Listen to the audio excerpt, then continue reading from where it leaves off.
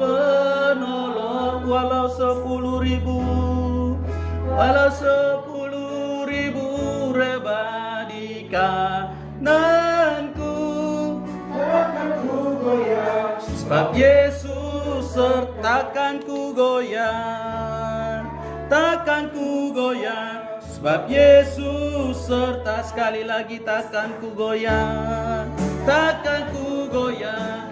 Sebab Yesus sertaku. Inilah Tuhan pengakuan kami di sore hari ini. Kami mengakui bahwa iman kami tak akan pernah goyah. Bahkan tak pernah Tuhan Yesus kami akan meninggalkan.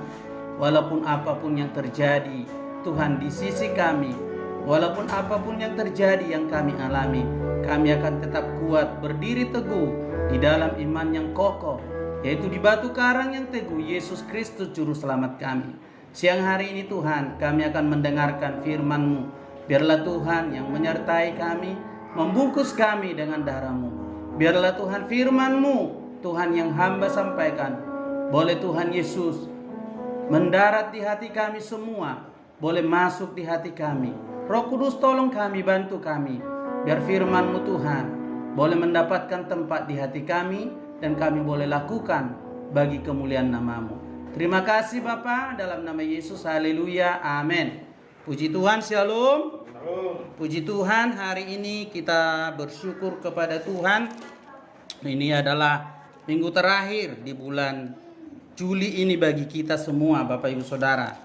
Ya, hari ini kita akan belajar tentang monumen yang hidup. Nah, Bapak Ibu Saudara, kalau ditanya apa itu monumen, itu berarti tanda, ya. Tanda memperingati suatu peristiwa yang pernah terjadi.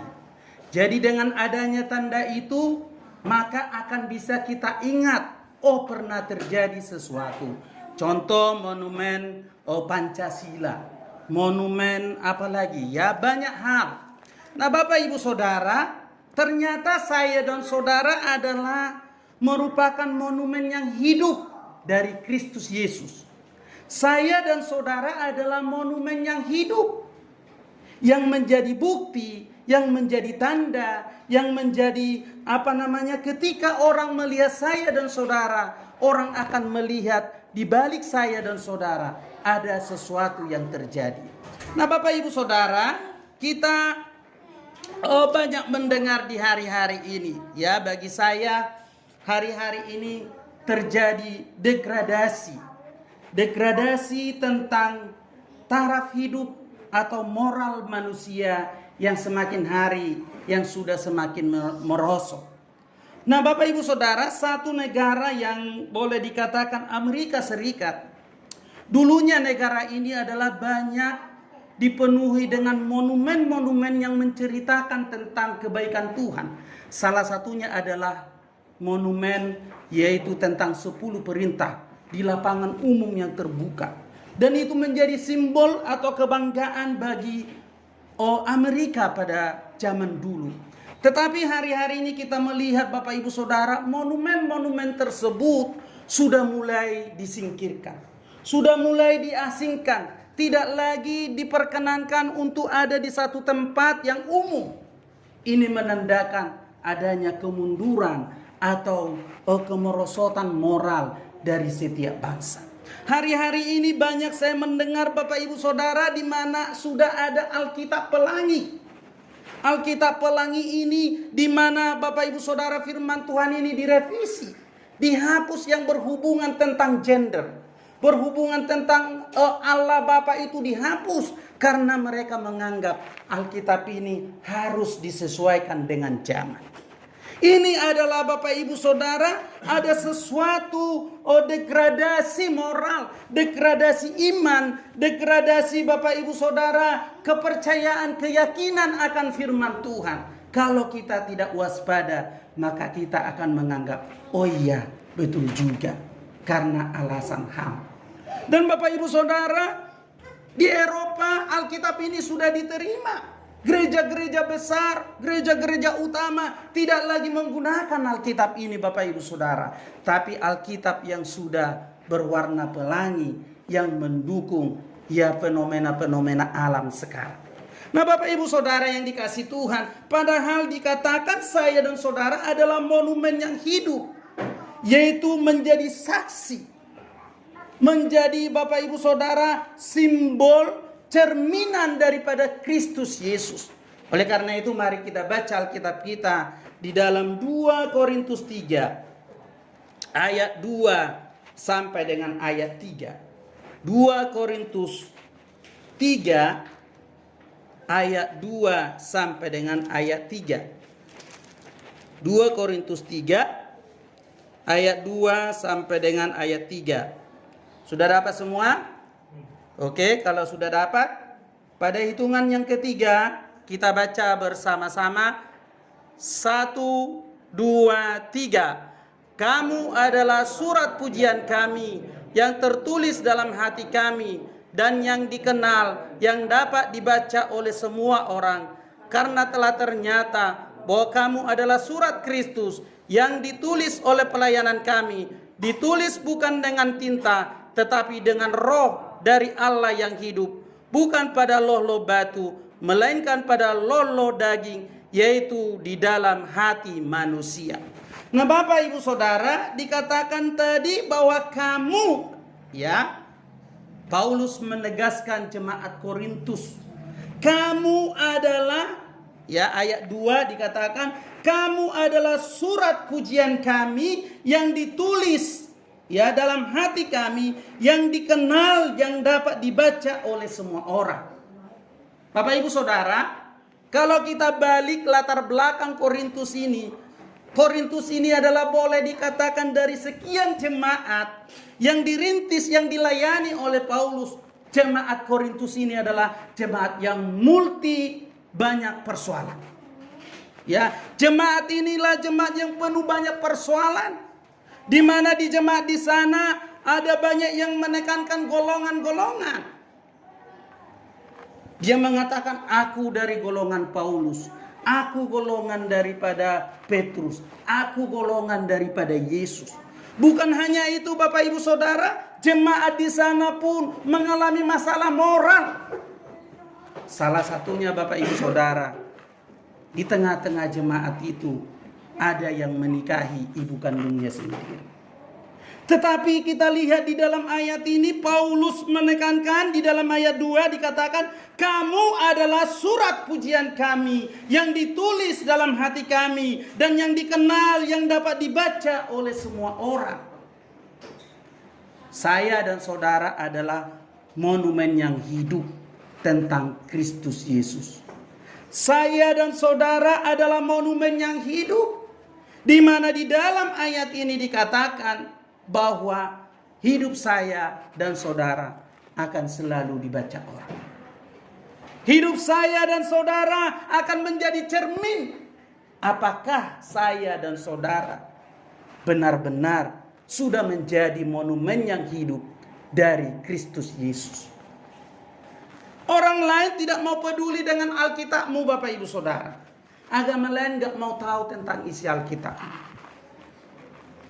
Tetapi dia akan tahu ketika hidupmu berpadanan dengan Injil. Makanya Paulus mengatakan, hendaklah hidupmu berpadanan dengan Injil. Turutilah teladanku sebagaimana aku menuruti teladan Kristus. Kalau zaman sekarang Bapak Ibu Saudara, orang akan menganggap, aduh gak perlu lagi ikutin zaman bro. Jangan kaku, jangan terlalu konservatif, ya. Jangan lagi bro berpegang dengan ini bro, ini sudah ketinggalan zaman.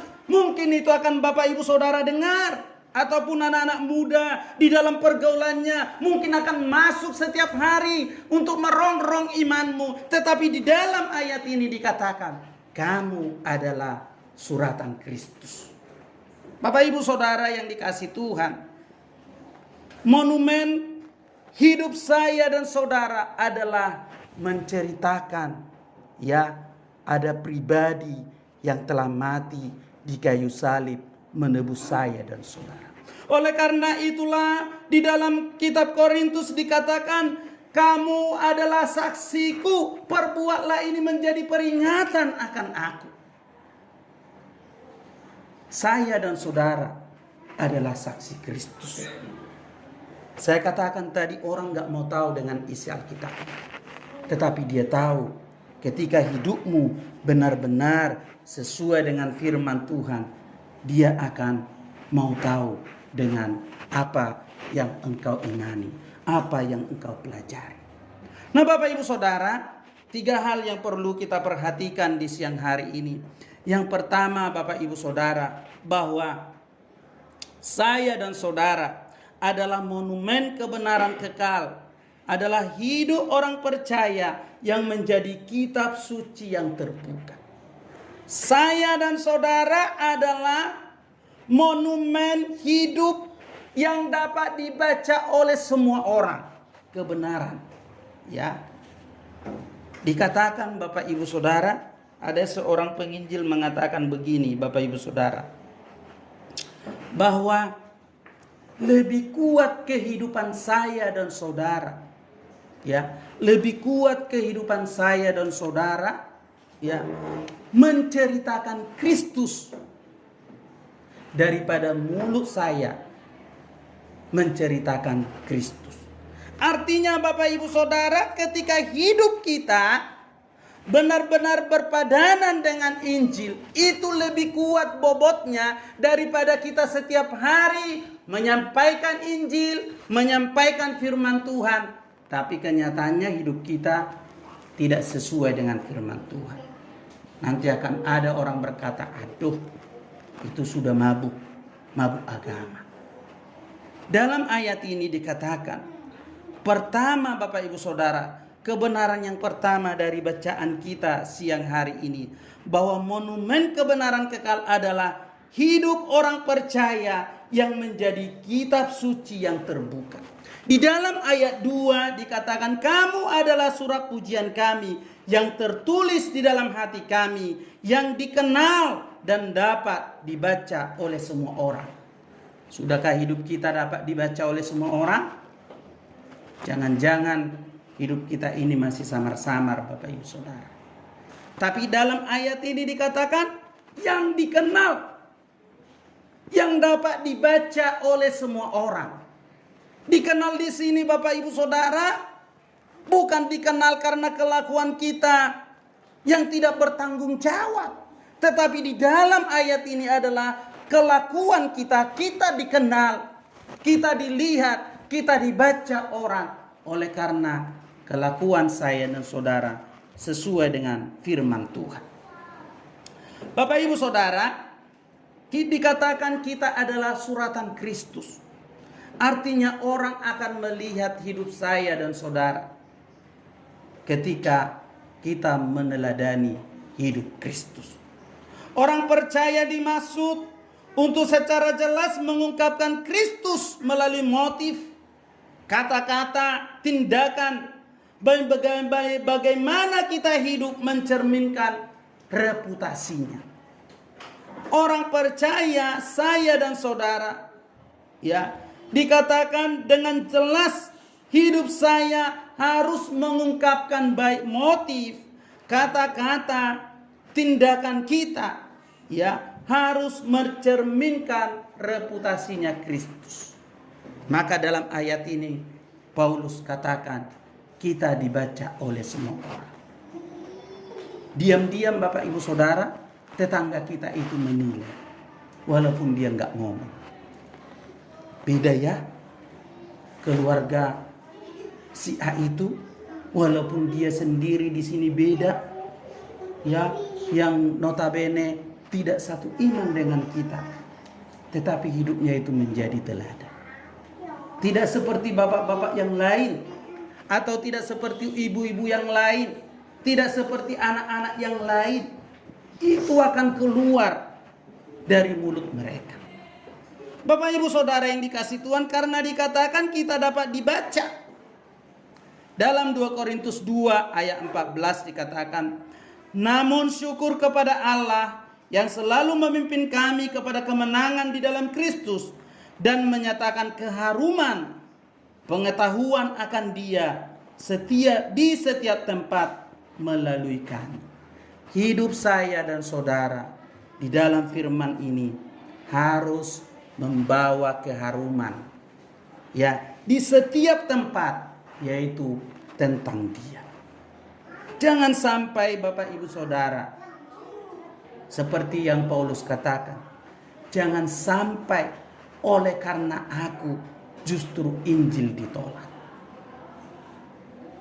Tapi dikatakan dalam ayat ini, supaya saya dan saudara kita membawa keharuman tentang Dia di setiap waktu, di setiap tempat. Ayat 15 dikatakan, sebab kami adalah bau harum Kristus bagi Allah di antara mereka yang diselamatkan dan di antara mereka yang sedang binasa.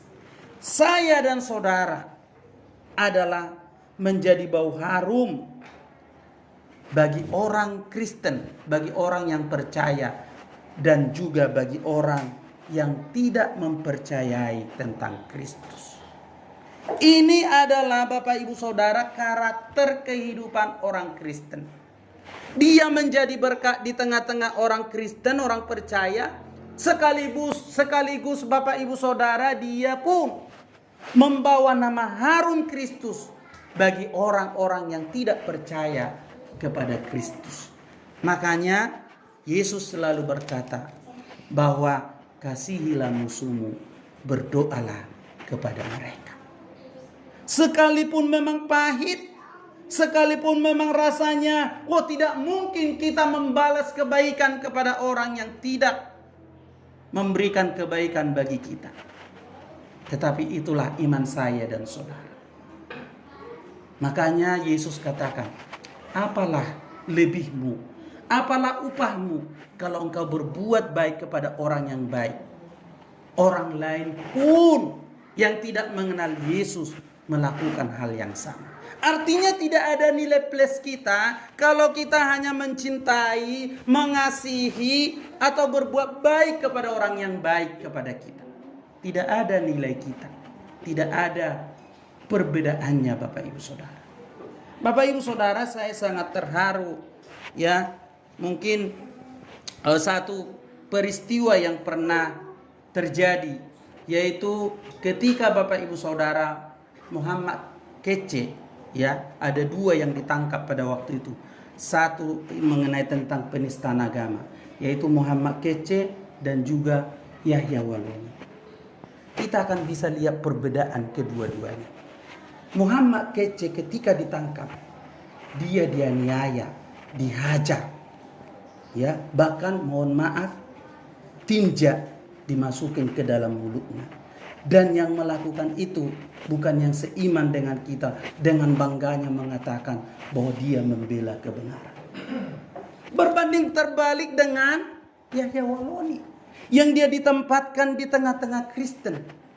Justru dikatakan di dalam kesaksiannya, bagaimana mungkin aku tidak berubah di dalam penjara, yang ngasih aku makan adalah orang Kristen, yang memperhatikan aku adalah orang Kristen, yang mengunjungi aku adalah orang Kristen. Dua-duanya mengalami Bapak Ibu Saudara penjara. Tetapi lihat perbedaan, lihat nilainya. Ada perbedaan Bapak Ibu Saudara, di mana dikatakan di dalam ayat ini bahwa kita itu berbeda. Kita menjadi saksi. Walaupun mungkin orang tidak menyoroti hal ini, atau walaupun mungkin dunia ini tidak melihat perbedaan itu, tetapi dengan jelas karakter, atau boleh dikatakan hidup orang percaya itu sungguh berbeda dengan dunia ini.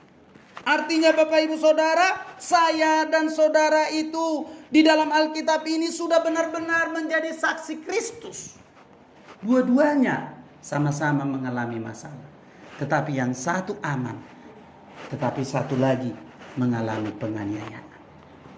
Bapak Ibu Saudara, mungkin orang tidak bisa melihat perbedaan itu. Tetapi itu adalah salah satu tanda bahwa iman saya dan saudara sebagai orang yang percaya kepada Kristus benar-benar berbeda, baik dari cara pikir, dari cara perbuatan. Bahkan dikatakan Bapak Ibu Saudara di dalam ayat ini, kita membawa nama harum Kristus Yesus dimanapun kita berada, apapun situasi kita. Maka Paulus katakan, kamu adalah tulisan yang dapat dibaca oleh semua orang. Ini harus selalu kita gaungkan setiap hari di dalam diri saya, di dalam diri kita masing-masing. Karena apa Bapak Ibu Saudara? Karena akan mengatakan mungkin akan kita bertemu dengan orang-orang yang tidak mau tahu dengan hal itu. Akan mengatakan, oh udahlah, biasa aja, sama aja. Tapi Alkitab katakan, kamu, saya, saudara adalah berbeda. Karena kita adalah suratan Kristus. Amin. Tepuk tangan, tepuk pundak temannya, kamu adalah suratan Kristus. Oke, ya. Kita adalah suratan Kristus. Dikatakan bukan hanya untuk orang percaya, tapi juga bagi orang yang binasa. Sekalipun dia menolak, tapi keharuman Kristus harus selalu kita semerbakkan. Kita harus selalu, Bapak Ibu Saudara, bawa setiap hari. Yang kedua Bapak Ibu Saudara, di dalam ayat yang ketiga dikatakan, ayat yang ketiga, karena telah ternyata bahwa kamu adalah surat Kristus yang ditulis oleh pelayanan kami.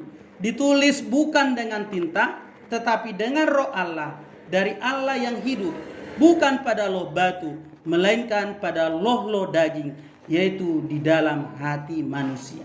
Yang kedua Bapak Ibu Saudara, bahwa monumen kebenaran kekal yang ada di dalam diri saya dan saudara tak dapat hilang.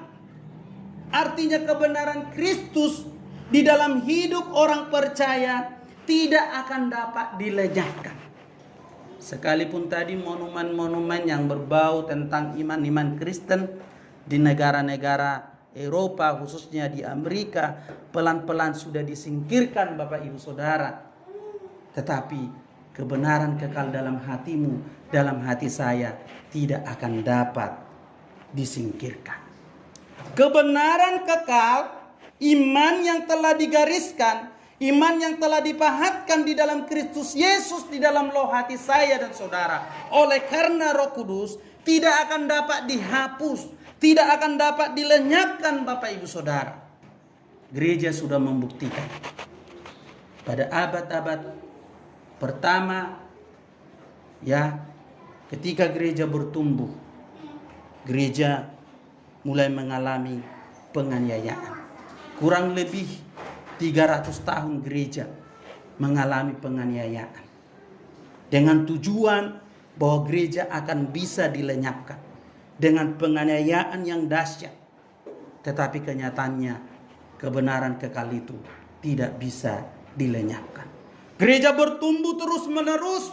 Generasi yang satu ditangkap dibinasakan, tokoh yang satu ditangkap dibinasakan, tapi ada tokoh-tokoh yang muncul kembali. Iman-iman atau rasul-rasul ditangkap, bapak-bapak gereja ditangkap.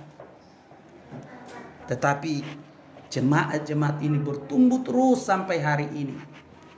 Kurang lebih gereja Tuhan hampir mencapai 2 abad.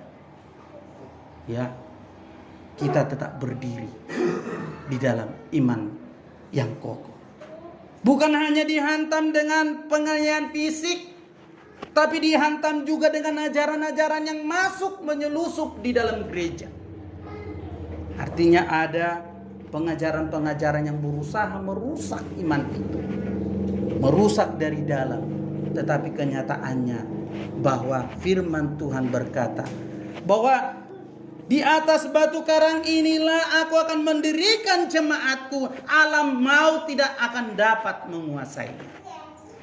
Saya dan saudara gereja Tuhan yang berdiri di atas batu karang yang teguh, dikatakan alam maut tidak akan dapat menguasainya. Artinya Bapak Ibu Saudara, orang percaya saya dan saudara adalah merupakan kebenaran Kristus yang benar-benar sudah ditorehkan, dilukiskan, dipahatkan di hati kita. Tidak akan dapat dihapuskan kebenaran itu.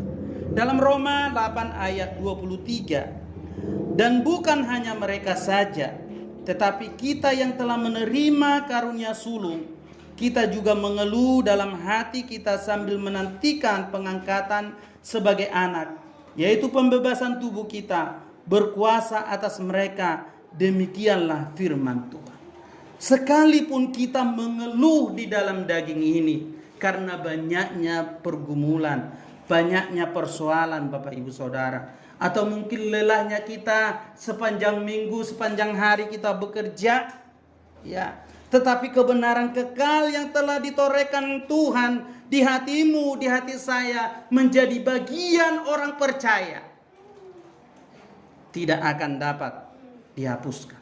Yeremia 33 ayat 33 berkata begini Bapak Ibu Saudara, tetapi beginilah perjanjian yang kuadakan dengan kaum Israel sesudah waktu itu, demikianlah firman Tuhan, aku akan menaruh Tauratku dalam batin mereka dan menuliskannya dalam hati mereka, maka aku akan menjadi Allah mereka dan mereka menjadi umatku. Kebenaran Kristus yang ditorehkan, yang dipahatkan di hati saya dan saudara, ya, bukanlah Bapak Ibu Saudara seperti tuntutan Taurat. Makanya Bapak Ibu Saudara, kekristenan itu adalah berbicara tentang hati, bukan berbicara tentang aturan-aturan Taurat yang mengikat. Karena kita beriman, Roh Kudus yang membuat saya dan saudara dapat beriman, percaya kepada Yesus Kristus. Jelas di dalam 2 Korintus 3 ayat 12 dikatakan, tidak ada seorang pun yang dapat percaya bahwa Yesus adalah Tuhan kalau bukan karena Roh Kudus. Artinya saudara ada di tempat ini bukan karena buah pemikiran saudara, tapi itu karena karya Roh Kudus dalam hati saudara, sehingga menerima kebenaran Yesus adalah Tuhan. Dan Bapak Ibu Saudara percaya kebenaran itu tidak akan dapat dilepaskan atau disirnakan dari hati dan batin saudara. Makanya kitab Roma berkata, apa yang dapat memisahkanku dari kasih-Mu? Penganiayaan, penindasan, penderitaan. Tidak ada satupun yang dapat memisahkan saya dan saudara dari kasih Kristus. Ini adalah kebenaran kekal yang tidak dapat luput, yang tidak dapat dihapus dari hati saya dan saudara.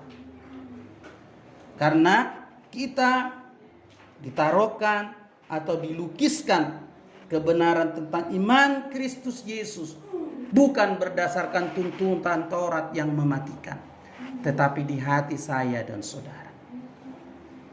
Bapak Ibu Saudara, ada satu orang filsuf yang namanya Immanuel Kant, kalau nggak salah.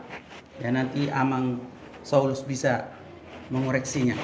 Kalau nggak salah, ya, dikatakan Immanuel Kant begini, ya, langit yang berbintang-bintang atasku dan hukum moral dalam diriku. Artinya Bapak Ibu Saudara, Immanuel Kant berkata begini, menganggap bahwa tidak akan mungkin ada langit tanpa bintang, dan tidak akan ada manusia tanpa ada hukum moral di hatinya. Dia mengatakan bahwa manusia itu sesungguhnya sudah diciptakan, sudah dibuat, sudah ada hukum Allah di hatinya, entah dia percaya kepada Kristus atau tidak percaya kepada Kristus. Entah dia orang yang berpendidikan tinggi atau yang ada tinggal di pedalaman sekalipun, ada hukum Tuhan di hatinya yang menuntun manusia itu menyadarkan dirinya ketika dia berbuat dosa. Oh, ini salah, oh ini benar. Sekalipun dalam perjalanannya Immanuel Kant berkata bahwa software Allah itu di dalam hati manusia itu kadang-kadang memang tidak bisa berjalan dengan baik karena banyaknya masalah, tuntutan dan lain sebagainya. Ini menandakan Bapak Ibu Saudara bahwa kebenaran kekal di hati manusia Tuhan telah taruhkan. Maka ada Bapak Ibu Saudara mengatakan bagaimana zaman dulu, ya, zaman dulu orang yang tidak percaya atau yang tidak ada hukum Tauratnya. Kalau Israel kan ada hukum Tauratnya. Tetapi bangsa di luar Israel yang tidak akan ada hukum Tauratnya, apakah mereka masuk surga atau tidak? Apa patokannya untuk mengadili mereka sementara Kristus atau firman Tuhan belum ada pada zaman itu? Maka kitab Roma berkata, mereka nanti akan diadili sesuai dengan hati nuraninya masing-masing. Artinya Tuhan telah menaruhkan satu kebenaran di hati saya dan saudara, di hati manusia, bahwa dia menyadari makhluk yang lemah, makhluk yang berdosa, mengingatkan manusia itu bahwa ketika dia berdosa, hati nurani itu akan berbicara walaupun dia belum mengenal kebenaran. Jadi pada zaman dulu, bangsa-bangsa di luar Israel, mereka akan diadili, mereka akan dihukum, mereka akan diminta pertanggungjawaban sesuai dengan tuntutan hati nurani pada zaman itu. Bapak Ibu Saudara yang dikasihi Tuhan, dikatakan di dalam ayat ini bahwa saya dan saudara merupakan monumen kebenaran kekal yang tidak dapat hilang, yaitu kebenaran Kristus yang dituliskan di dalam hati manusia oleh Roh Kudus. Artinya kita bisa percaya bukan karena kita yang buat-buat, bukan karena kita pikir-pikir, kita timbang-timbang, oh ya saya menjadi orang percaya. Tapi dikatakan Alkitab jelas, bukan kamu yang memilih aku, tetapi akulah yang memilih kamu. Bahkan Yesus mengatakan bahwa orang-orang yang telah diberikan Bapa kepadaku, tidak akan ada yang dapat mengambilnya dari tanganku. Artinya ketika saya dan saudara beriman percaya, ada juga tangan Tuhan yang memegang saya dan saudara sampai iman kita itu sampai kepada kekekalan. Dia selalu menjaga saya dan saudara. Dia memelihara kita. Bahkan di atas sana, di surga sana, dia tidak berhenti. Dia selalu menyampaikan juru syafaatnya kepada saya dan saudara. Sebagaimana ketika Petrus lemah, Yesus berkata kepadanya, hari ini aku berdoa kepadamu Petrus supaya imanmu jangan sampai gugur. Kalau kita bisa bertahan hari ini bukan karena kuat kita. Amin. Tapi ada pribadi yang siang dan malam selalu menyampaikan doanya, juru syafaatnya mewakili saya dan saudara supaya jangan sampai iman kita gugur. Yang terakhir Bapak Ibu Saudara, dikatakan bahwa poin yang terakhir yaitu Anda atau saya dan saudara adalah monumen anugerah Allah yang hidup kita harus berdiri tegak. Dunia ini mengamati saya dan saudara. Kita ini adalah monumen Allah, monumen anugerah Allah. Maka kita harus berdiri tegak. Karena apa? Dunia ini memperhatikan kita. Dunia ini mengamat-amati kita. Dunia ini menyaksikan kita Bapak Ibu Saudara. Maka kita harus perlu berdiri tegak. Kita perlu berdiri di atas kebenaran yang sejati. Karena dunia ini mengamati saya dan saudara.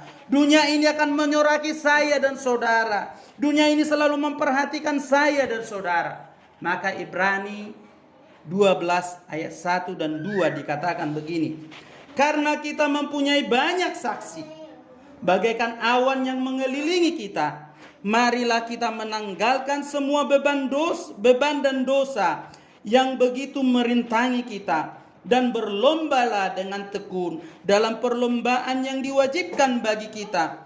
Marilah kita melakukannya dengan mata yang tertuju kepada Yesus yang memimpin kita dalam iman dan yang membawa iman kita kepada kesempurnaan, yang dengan mengabaikan kehinaan tekun memikul salib, ganti sukacita yang disediakan bagi Dia yang sekarang duduk di sebelah kanan tahta Allah. Bapak Ibu Saudara, ingat, banyak yang menyaksikan saya dan saudara di dalam pertandingan. Kita sedang berada, diibaratkan kita Ibrani ini, di arena pertandingan. Bagaimana arena pertandingan? Banyak penonton. Ada penonton yang bersorak mendukung kita, tapi ada juga penonton yang bersorak menjatuhkan kita. Ya, kalau contoh pemain bola, ya pasti klub lawan itu akan bersorak untuk menjatuhkan kita. Ya, dia nggak mungkin mendukung kita.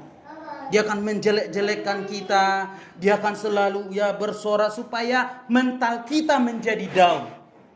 Nah, di dalam ayat ini dikatakan karena kita mempunyai banyak saksi bagaikan awan yang mengelilingi kita.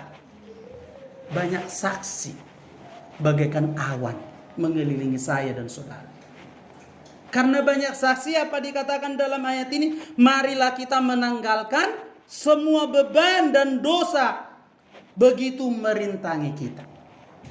Apa-apa saja yang merintangi pertandingan iman saya dan saudara, sehingga di dalam perlombaan ini saya tidak bisa berlari dengan maksimal. Tanggalkan. Dikatakan, dan berlombalah dengan tekun dalam perlombaan yang diwajibkan bagi kita. Kita sedang berlomba dan wajib hukumnya. Wajib hukumnya kita sedang berlomba di dalam perlombaan iman. Kita sedang berada di dalam gelanggang pertandingan iman. Dan pelakunya adalah saya dan saudara. Atletnya adalah saya dan saudara. Dan di luar sana banyak saksi bagaikan awan yang menyaksikan saya dan saudara. Apakah kita bisa sampai ke garis finish? Atau jangan-jangan kita menjadi pecundang? Maka di dalam ayat ini dikatakan, supaya kita tidak menjadi pecundang, supaya kita tidak menjadi Bapak Ibu Saudara tertinggal, dikatakan tanggalkan segala beban dosa yang merintangi pertandingan kita. Marilah kita melakukan dengan mata yang tertuju kepada Yesus. Kita pusatkan perhatian kita, Bapak Ibu Saudara, yang memimpin kita dari iman dan yang membawa iman kita kepada kesempurnaan dengan mengabaikan kehinaan, tekun memikul salib, ganti sukacita yang disediakan bagi Dia yang sekarang duduk di sebelah kanan tahta Allah. Ketika saya berlomba di dalam gelanggang pertandingan rohani, syaratnya lakukan dengan tekun. Lepaskan segala beban dosa yang merintangi. Lakukan dengan tekun, Bapak Ibu Saudara. Berlari dengan mata yang tertuju kepada Kristus. Dan pikullah salibmu itu sebagaimana Kristus telah memikul salib dan Dia menang. Dia sedang berada di tahta Allah, memperhatikan saya dan saudara, memberikan dorongan, memberikan semangat, memberikan perhatian, bahkan memberikan doa, Bapak Ibu Saudara, supaya saya dan saudara tidak sampai gugur. Orang yang menyimpan perintah Allah di dalam hati mereka akan mengasihi Allah dengan segenap akal budinya. Makanya di dalam Alkitab, kasihilah Tuhan Allahmu dengan segenap hatimu, segenap akal budimu, dan dengan segenap kekuatan. Jadi orang yang mengasihi Tuhan, dia akan melakukan dengan segenap hatinya.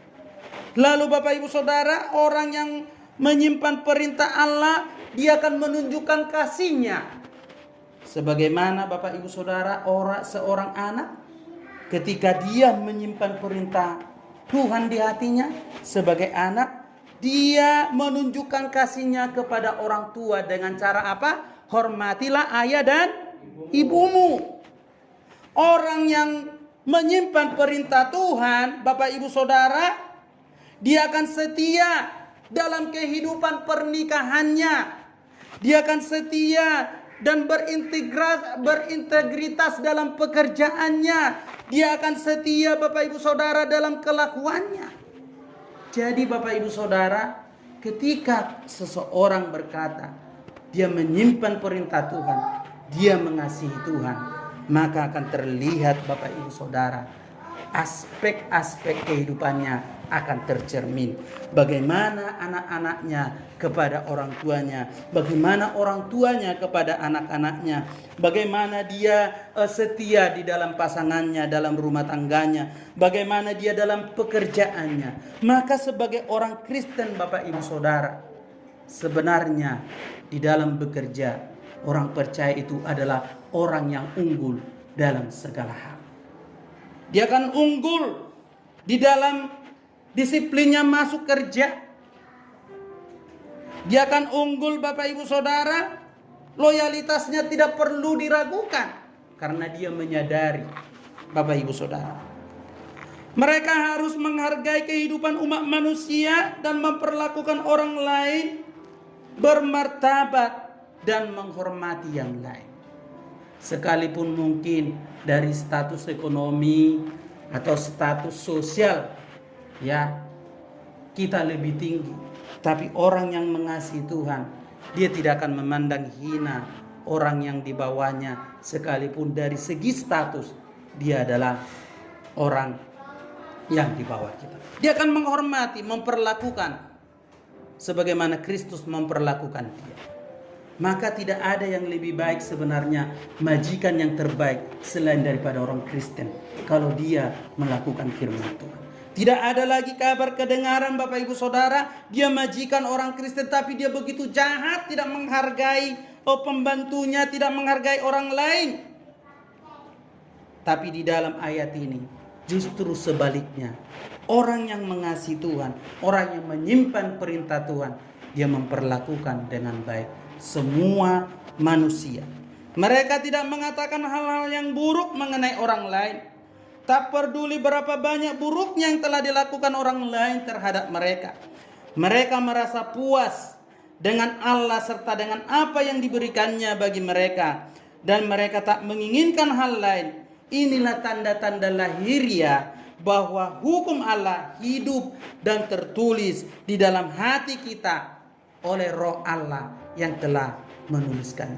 Apa tanda lahiriahnya tadi? Pertama, anak akan mengasihi, menghormati orang tua. Orang tua akan mengasihi. Dan juga Bapak Ibu Saudara, keluarga harus menjadi menghormati, pasangan menghormati pernikahannya. Bawahan akan menghormati atasannya. Atasan menghormati orang lain, Bapak Ibu Saudara. Tidak ada, Bapak Ibu Saudara, yang seperti kita dengar. Inilah tanda bahwa hukum Allah tertulis di loh hati saya dan saudara. Nah, Bapak Ibu Saudara yang dikasihi Tuhan, hukum Allah yang tertulis di hati kita takkan pernah dapat dihilangkan dari tempat umum di dalam hati saya dan saudara. Kalau Tuhan telah menjadikanmu menjadi monumen yang hidup, menceritakan, mencerminkan kehidupan Kristus yang benar-benar nyata, mari Bapak Ibu Saudara, sama-sama kita belajar supaya hidup saya, hidup saudara boleh benar-benar menghadirkan Kristus, membawa nama harum Kristus dimanapun, kondisi apapun, di lingkungan manapun, kita selalu membawa harum nama Kristus, sehingga hidup kita menjadi kemuliaan bagi namanya. Demikian renungan firman Tuhan di